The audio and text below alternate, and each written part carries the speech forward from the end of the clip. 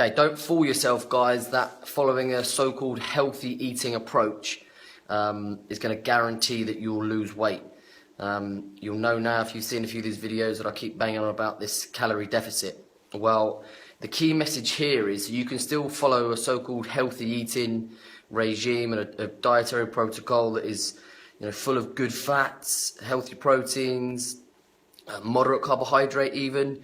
But if you're still in a calorie surplus, you'll put on weight. Now, a good example of this is I've had a couple of clients recently that have struggled actually to see the weight coming down on the scales. Now, I'll cover more videos again soon about not focusing just on the scales, but for this topic in particular about actually seeing body weight and the composition of that weight being body fat coming down, you've got to be aware of what you're consuming. So an example of that is 1 gram of fat is equal to 9 calories.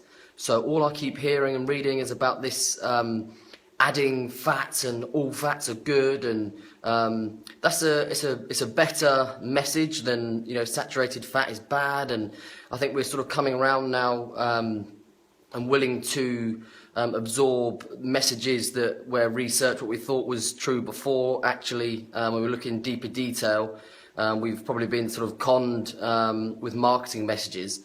But if 1 gram of fat is equal to 9 calories, when I keep seeing people put in butter in their coffee, so some of you might have heard about this bulletproof coffee, just cooking everything in coconut oil, add olive oil to everything.